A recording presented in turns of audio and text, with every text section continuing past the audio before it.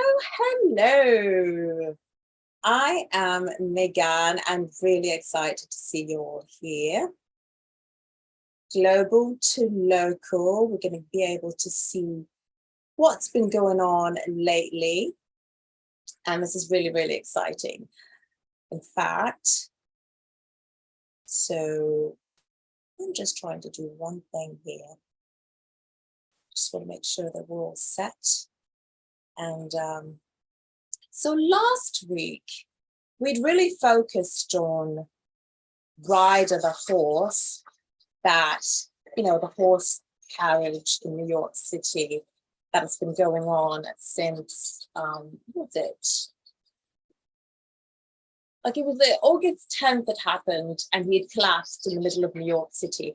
And do you know that there was an actual protest or march going on because of that particular issue? So you guys know that in New York City, they are trying to ban horse-drawn carriages because, you know, the horses are treated awfully, things are horrible, they're not treated humanely. So Ryder was one of the horses we focused on for the past few weeks, has been retired. And so there was a protest that occurred last week. And in that protest, do you know that something really quite horrible happened? And I think it's just a manifestation of the human condition, is it not? I just want to talk about how this is just a relaxed show, nothing posh about it. Her language is just sort of relaxed and whatever. And so it's just Méganne doing a thing, digging in, eh? And that's what we're focused on. But the main thing here is, I wanted you all to see this. I'm going to share the screen. And here we are. Yeah. So this is in the New York Post.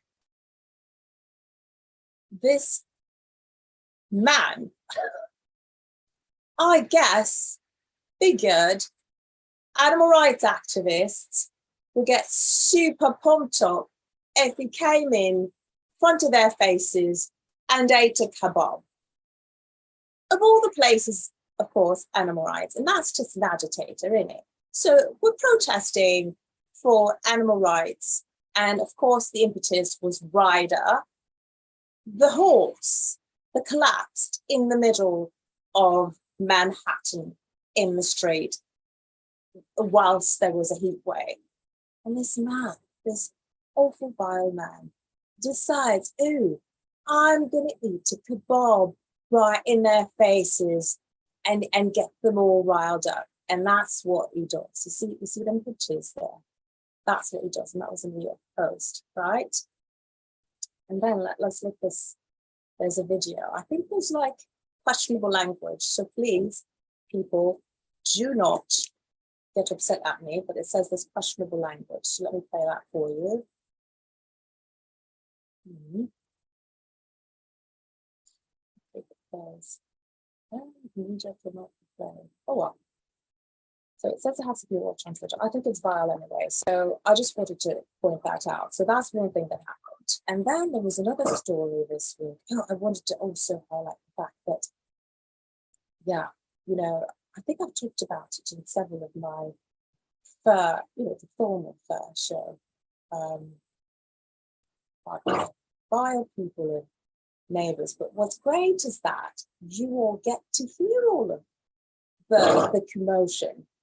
They're doing construction at like 11:46 at night, which is illegal. And yeah. So let me get rid of that and stop sharing that post. And we're going to have a guest on pretty soon. And well, let me see if I can tell her to wait on a minute. Just said her to wait on a minute. I'm just going to do one other story. Hopefully she's listening. I'm going to do one other story. All right. Now, Had you heard that Sylvester Stallone and Jennifer Flavin are actually getting a divorce? But what you've not heard is that at first they'd said that a dog caused the marriage to end. Yes, so apparently they've got quite a few dogs, right?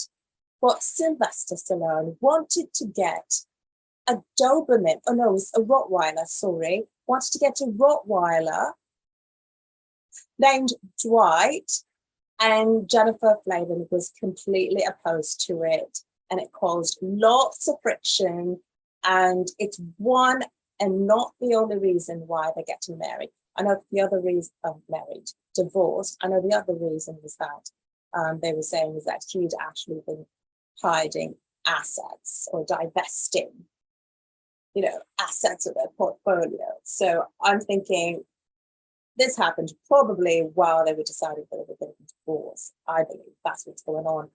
And that's one of the things I want to talk about is if you're going to get a pet, and if you have several already, obviously, just like having a child, these are conversations you ought to be having with your spouse. And sometimes you don't agree, and that's a problem. And you know what? That's what these relationships are about. Ooh, compromisation, and I'm not for it. It's such a pain to compromise. I'm telling you, it's like I've compromised about where we live, but they were making drilling and all that late at night. That's crazy, isn't it? But that's basically the things you've got to do in life, right? Anyway, and then, so that's it for Sylvester Stallone. Obviously, they've got other problems. They've got beautiful children. They're all grown. And unfortunately, he's had one child from a previous marriage that died. And I believe that was the one that was in Rocky 4, who played his son in the movie, yeah? And I'm such a fan of the Rockies. Oh, such a fan of the Rockies. And if you think about it, it's got some of the best score music, isn't it? Like, if you think about it, the score music is absolutely fabulous. Anyway, that's it for Sylvester. Now, there's a story I didn't get a chance to talk about last week. We talked about, quite a few things, but let's talk about some wild animals, right? Somehow there is a story about, so there's Wildlife Photographer of the Year, and the headline says, it's in the BBC.com. Love it. It says, is this April cuddling a pet mongoose? Now you be the judge of that. Is it? I think it absolutely is.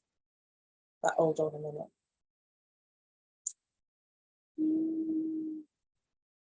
Just share the screen there with you. Let's see. Look at this. All right.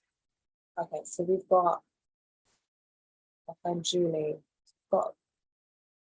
So we're going to admit her, and hopefully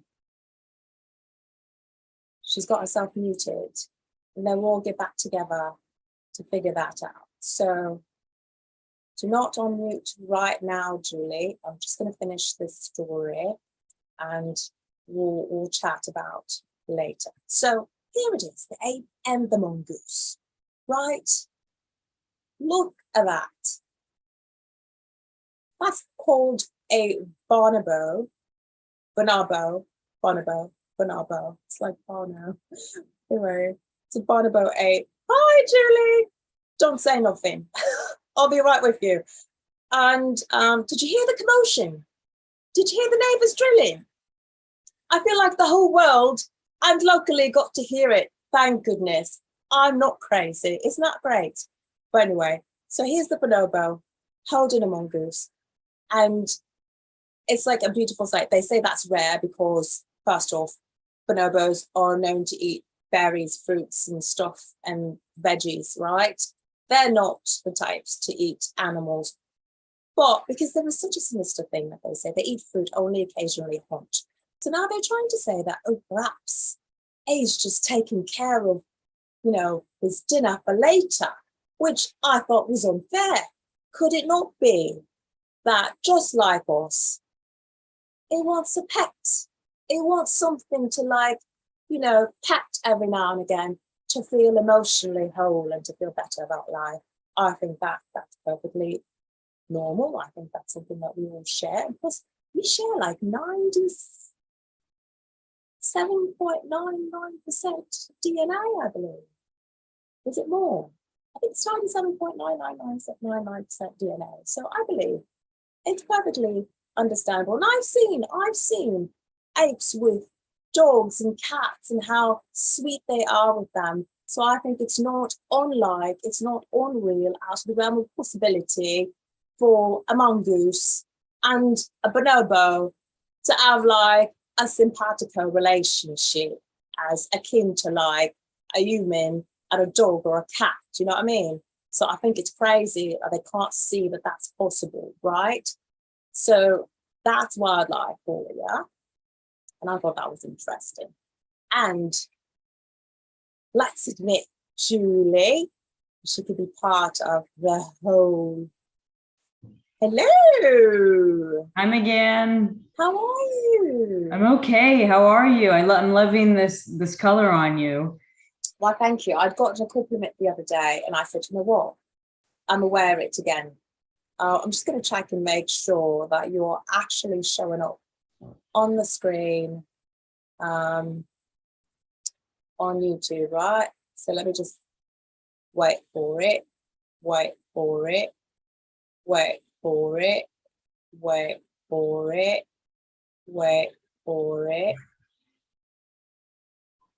Can you say something? Hello. Actually, that gold yellow is a bit lioness-like. Oh, isn't it? Yes. Thank you.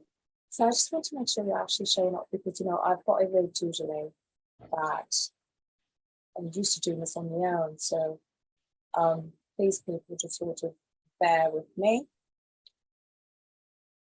It's such a weird delay, isn't it? Yes, it's delayed. Oh, so we're on speaker view? Yeah, that's what I'm trying to say. If we're on speaker view, that's not going to work, eh? So I just want to see if we could just get on. All right, let's.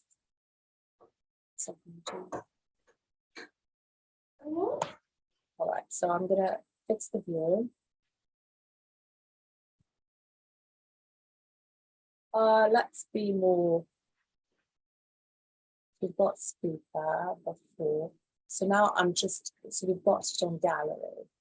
All right. Okay. So that should work. Let's expand it. Oh, that's perfect. What then? Yay. Yeah, so I'm just going to check to make sure that whilst you're talking, that is showing up. Even if I'm saying something and you're saying something, or you're not saying nothing, that we're still both on the screen. So I've got us up there. There's a long delay. I do apologise for those that are watching now, but we just want to make sure this works out. Well, surprise guest. Well, surprise to you, not to me. So hold on. What a delay, isn't it? Yeah, this is quite a delay. It feels like it's, That's what, 15 seconds or so? Yeah, man. Well, it's nice, Méganne, that you have us producers on so we can talk about a lot of these stories that we don't get to cover. Yeah, so Julie is one of them producers. And I was telling the folks that this is me relaxed, right? We're not talking Porsche, nothing like that. Just sort of shooting the breeze, right? Going about it, sort of at the seat of our pants. Of course, I've got a few ones that I'm like, all right, them's the stories I'm interested in. But obviously, all right, so it looks like we're on like side by side. So I got on the phone. It seems like it's a longer delay when I'm doing it on my laptop because that's what I'm using. So obviously, all right, so I was talking here, we're fine. All right then. So now, Julie, how are you?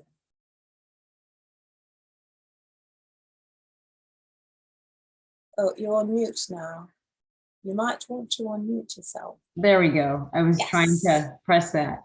Yes. So today was a good day with our dog Sally, and I'm learning more about the Labrador Retriever. That's what we have as a senior lab, and she's actually going to attend a Labor Day dog pool party. Get out. Yes, they're the pools, the club that we're a member of is reserving. I think a lot of pools do this, but it's, sorry about the background noise, but the last hour of the pool being open for the summer session is dedicated to the dogs. So we signed her up, and 30 pet parents can bring their dogs to the pool party. So I don't know if that means one dog per, set of parents or multiple dogs, because you don't have to sign up your dog. You just have to sign up the people. So it should be interesting. Very nice. Well, that brings me to something I really wanted to talk about. And that's really, just want to make sure that when I change the... Yeah. I'm sorry. Anything? So what I really want to talk about, which reminded me once you said that, is, would you know, all right, so are you entrusting your dog to this pool party? Entrusting our... So like, are you going to be present? Yes, we both will be, both of Sally, myself and Sally's father, we will both be there. Okay. And we don't know how she's going to react, even though we've heard that, we've read and heard that Labrador Retrievers are very good swimmers, and they just jump at it, and that they enjoy it, swimming. We really don't know if we don't know her past. So we will be very attentive. We don't know if she's ever even experienced anything like this with a pool, a lake, anything. So sorry for the noise. That's Sally's brother, who cannot sleep yet. That's the one that I was like, I didn't want to tell you at that time that.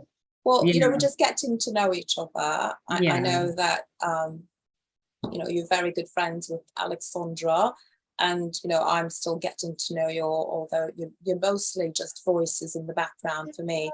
So, but yeah, I was like, you've got a child. And I said, why is she lying? Or pretending she ain't got no child? I can hear in the background. But anyway, we're past that.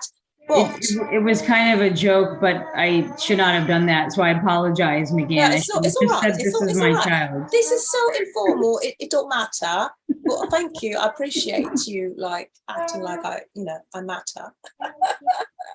But as we're talking about dogs and going somewhere else, there's this actual story going on about owners taking legal action against a training facility after their pet died during a heat stroke. And the dog was there for 10 days, right? And which leads me to this. Here it is. They had 2 dogs there, and they sent back both dogs, and one was dead. Could you imagine? And this is in Houston, Texas. And I read this in click2houston.com, and it's really, really sad. I'm just going to show a picture of the lovely dog that had the situation happen. Here he is. Look at that. All right, so no, that's not what we want, is it? Okay, so I'm just going to wait for that to go through. So they had 2 dogs there, one died from... Yeah, so this is the report. Let's get rid of... Oh, bloody hell. I hate when this happens. So I actually muted... How do I unmute it? I muted it. Oh, bloody hell. I muted it. on the side there. Can you hear it? KPRC2 viewer. Keith, we did. The couple claims underdog training is an ongoing health hazard for pets. They say that the owner continues to defy it.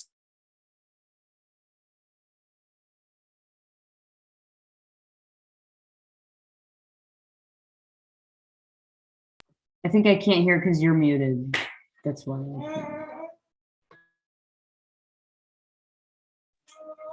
I think I can't hear it because you're muted.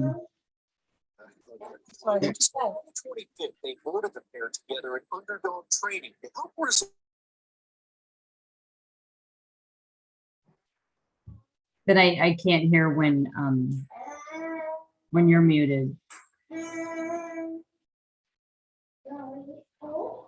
Yeah.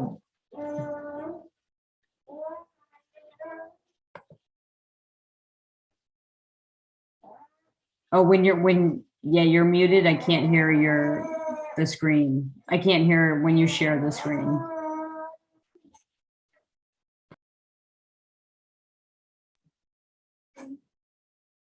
Oh, can you unmute?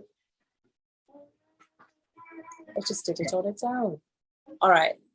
Can you hear it now? I know my. Beautiful, because Einstein was very, very important to us. Their beloved pets were supposed to spend 10 days there. Only one of them would return home. Einstein's was delivered pet. According to court papers, Einstein collapsed and died of heat stroke while under Reyes's care. His body temperature was 110 degrees.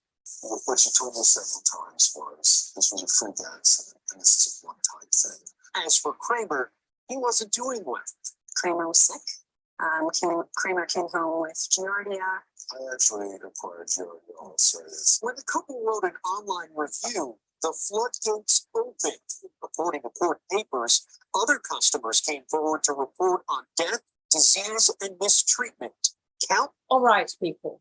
I've got something to say about this. Now, here it is.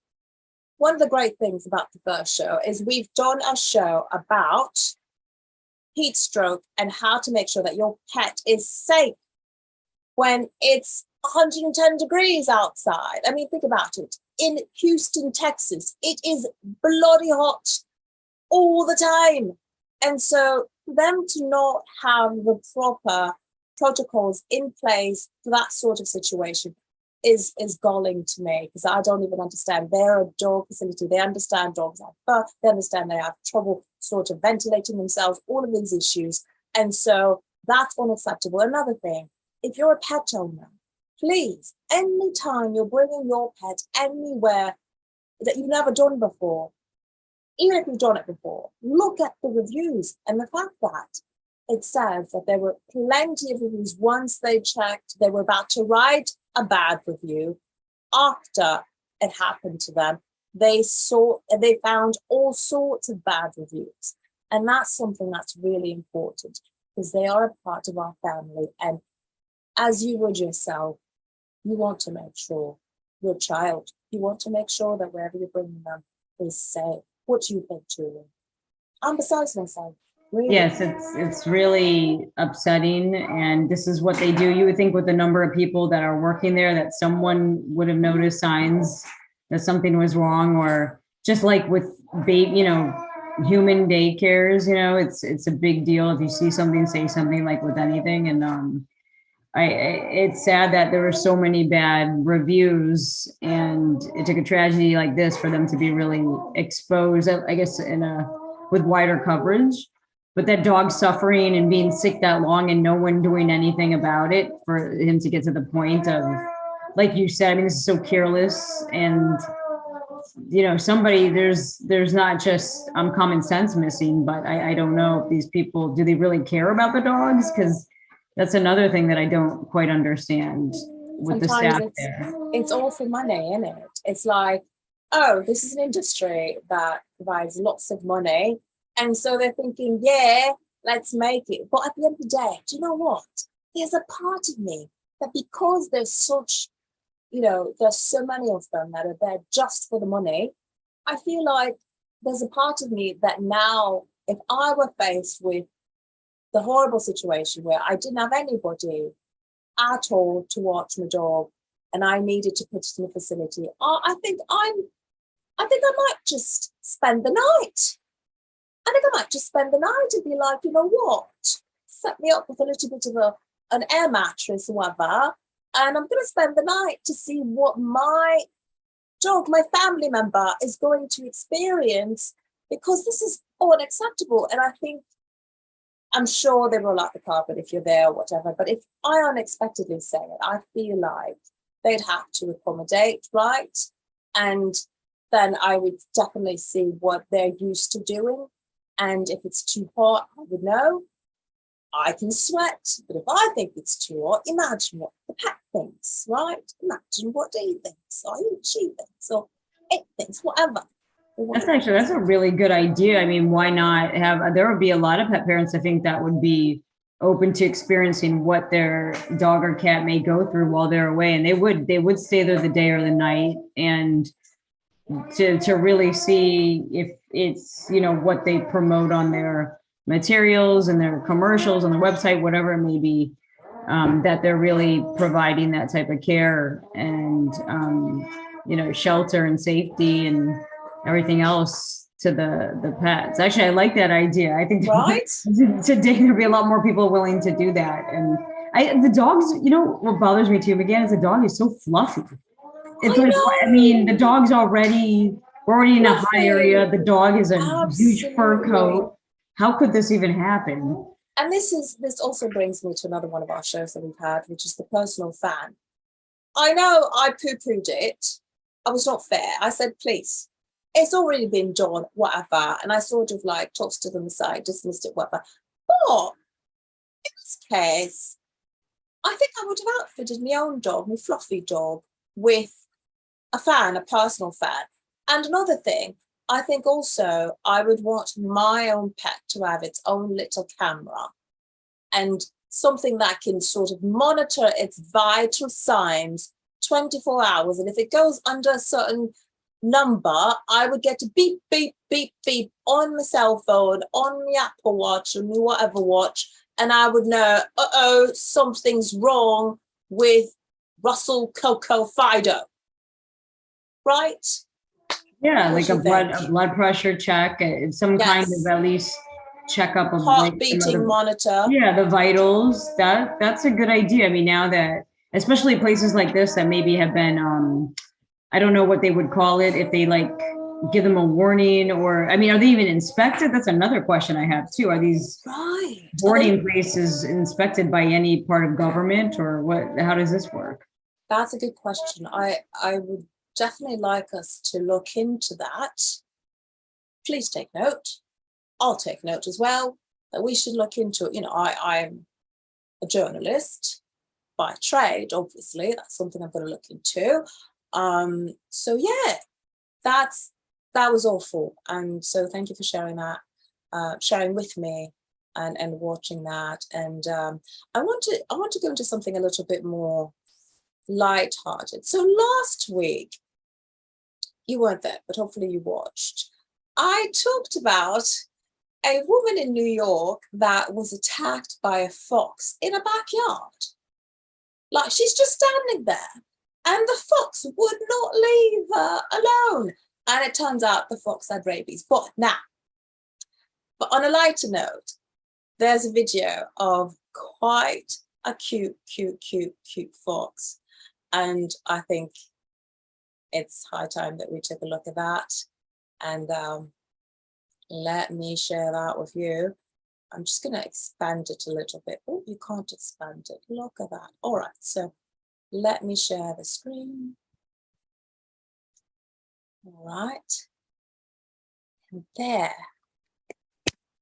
is the video of our, all right, let's get rid of this because that's not important.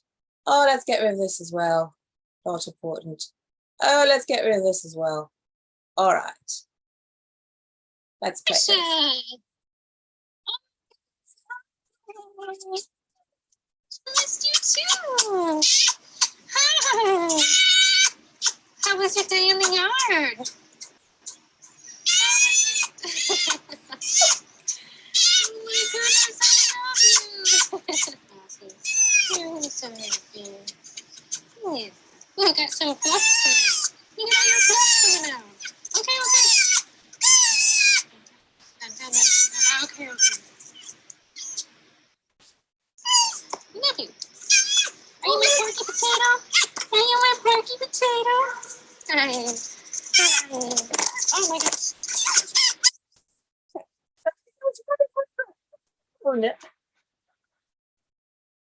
Oh my God, it's like a dog, like a puppy. So playful.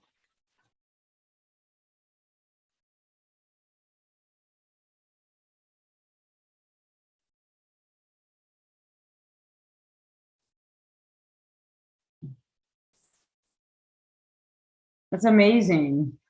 All right, it is little dead. It goes running with the phone with his little dead. I thought that was the cutest. Yeah, oh my God, just like a dog, like it just shows it's amazing how these animals act like they're domesticated or the how comfortable they are with humans. That was like interacting with a playful puppy. Absolutely. And I think that's just like the most adorable thing you could ever see. Yeah, Oh, thank you for yes. sharing that, Megane. That was No really problem. uplifting. That really was nice. Did you want to talk to us about anything? No, just as you can tell, we have some cheerleaders in the background.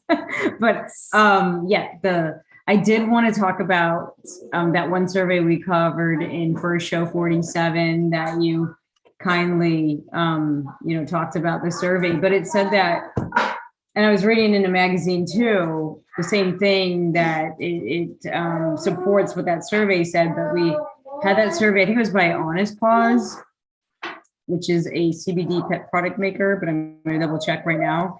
And they said that in the survey that, let me see here. Actually, I'm sorry. It was one poll conducted the survey for furniture company Lovesac, but out of 2,000 people, 61% said that they would rather cuddle with their fur babies than their human partner or significant other. Yes. And I know that, Megane, you had some thoughts about that, you were kind of on board with that. I think many of us are. And then I also read this article. I don't think I was. I disagree. Were you? Well, how did you feel about, not having the dog in the bed all the time? Or? I was like, no, not in the bed all the time. No, I'm sorry. It's not happening. We've got a scheduled time, and that's when I'm in a cuddling mood, and that only happens when I'm not feeling well. And so that's very rare. That's just my opinion. Well, and then I was looking in this magazine. It's Inside Your Dog's Mind, and it's a really cool magazine. Lots of like interesting articles about the behavior of dogs and what it means. But there was a whole article about, is your fur kid wrecking your sex life? And it talks a lot about, that the big question is, they interviewed a lot of people to see if they have the dog in the bed. Is it hurting them? Does it bother them to continue the romantic relationships? And it seems to affect a lot of people, but no matter what, even if it's detrimental to like the romance, they're still keeping their pets in their beds. I've got a story about that. Yes, and I'm going to mute because I'm sorry for the noise. Oh, all right. I've got someone that will not be mentioned in my family who has quite a few pets. One of them happens to be a dog. And it so happens her and her boyfriend were getting ready to do, the nasty. And he looked back and he said, "Really?" And she was like, "What?" The dog was on the bed as they was about to do it. And she goes, "What?" He's like, "But he's on the bed though." And she's like, "Okay, this is his bedtime and this is where he sleeps."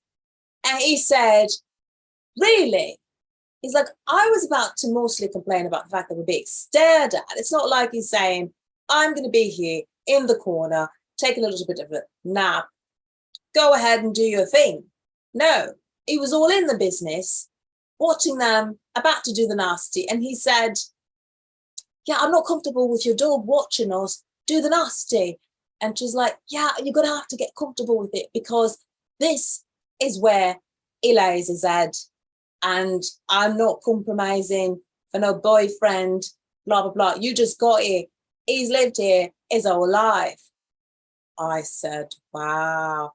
And then, of course, I checked about to find out later. So how's the relationship? They'd broken up. It was really over. Yeah. He was not feeling it. Yeah. I can't hear you. Oh, there you go. Yeah, John. Sorry. Yes, he's up to something here. I would say yes, that must have been shocking, and for the man, right? It was the guy that was the one being told that this is the dog's bed and you're new here, kind of thing. Yes. So I think that she has her line, and like that is her line. Like the dog remains. Oh, yeah. So that's the dog's own, the dog's bed. It does what he wants. And he might have even been afraid, like he doesn't know, what the dog will do when they're doing their business. Like I just don't think some people are comfortable with an audience unless they're comfortable with the actual dog. It's one thing if you've been with a dog and the dog sort of doesn't care that you're doing it in the background or whatever, and it's just used to it. I can understand that. But then I think this man just never got a chance to bond, and and that's why I'm an advocate of, like, take your time. You don't have to do the nasty right away, because right away he was like, what the hell? He thought, that's the thing. He had the nerve to say, hello. And I would have been like, bruh, you just got here. Like, you can't say nothing. You just got here, really. Like, literally, just got here. You know what I'm saying? So I'd be like, get out, whatever. Not because, like, I want my dog in my bed, but because it's like, you can't tell me, oh, what's up with that? You don't live here. It's not your place. You know what I'm saying? So the fact that he had, like, the nerve to even say that, he could have been like, oh, let's just kiss, and he'd be like, this is too weird. And then sort of arranged for that the next time, for it to be like, what, in his own apartment, or get to a hotel, or do it in the freaking, I don't know, the sofa during its bedtime, so you don't disturb the dog when it wants to go to bed. It was confused. He was like, oh, we're all going to bed. All right. I find it interesting too about the story you told, that it couldn't be like more of a compromise. Like maybe she could kind of understand where he's coming from and, make it work for both of them. Like you said, like maybe do it at a different time, or let the dog in afterward, or just kind of work with both sides. She won't close any doors because it will traumatize the animals. You can't close the door, even the bathroom door. She goes to the bathroom with the door open. Yeah. So, and I'm like, I ain't doing that. It's not happening. I'm sorry. I don't care that you're a cat or a dog, but I like my privacy. Okay. That's all. But yeah. So I may jump out, Méganne, if that's okay. Well, it's great having you. Thank you for having us. I know. Johnny, thanks for being part of the show. Thank you. It was nice to chat with you. And I'm glad you got to meet the neighbor as well. Yes, absolutely. All right, thank you. Thank you. Bye. Bye. All right. So now we're going to. Okay, so, I think we should end it here because I don't want it to be too long. This is pretty cool. I just want to see if there was anything that I wanted to talk about that, like, I really wanted to talk about that perhaps I didn't get to talk about. But you know what? Yeah, there's one thing that I wanted to talk about. So there's a study that finds that 1 in 3 people take more photos of their pets than their kids. Yeah, so Johnny, Sally's coming after your spot. So I think that's interesting. Did you know that? So they were saying here, the survey says of 2,000 dogs and cat owners reveals that just 27% of respondents say they have more photos of their kids than their pet. That number drops to just 16% when it comes to pics of their partner. Would you believe that? So yeah, more pictures of their pets. I've got to show you this because it's too bloody cute to not show you, yeah? Look at that. Look at that pet. He's just chilling, isn't he? Right? Look at that, picture perfect. And that's from studyfinds.org. She's got great studies. We look through that and it says, even it says a quarter of respondents have shown their pet love by throwing a party just for them. And the same percentage allow their pet to smooch them on the mouth. Not with it, no. Because here it is, I wear lipstick, yeah? I'm not letting a pet lick the lipstick off my lips. I took the time to put it on, yeah? You're not doing that. All right, let's get more of a stat. Further on, 1 in 6 have been gotten a tattoo of their furry. What? Look at that. 1 in 6 have even gotten a tattoo of their furry friend to keep them near forever. Half of pet parents feel incomplete when they're not with their pet. That's 52%. And 3/4 have been taking their pet on vacation. 79% bring their pets on vacation. You know, I don't disagree with that because I do believe that it's probably easier. Seeing as what just happened, we just reported about the pet dying. You want to feel comfortable. And then there are a lot more places that are pet friendly, a lot of the hotels, resorts that accept pets. And I think that's very, very progressive and that really helps in terms of your pet parent. You want to feel comfortable. You want to know that your pet is really well taken care of. And the best way to do that is to have them with you, right? And there you have it. And so this was completely chill tonight. We had a guest, Julie, and Johnny obviously showed up to do a little bit of banter in the background, obviously. And so this has always been great. It's a little bit longer than usual, but you know, and then and we had the neighbour. Yeah, we had the neighbour. Hopefully the neighbour shows up every week. And then we can have a little bit of a pattern. And then we can get them ticketed. Wouldn't that be great? Yes. Well, thank you so much for coming. And till next time.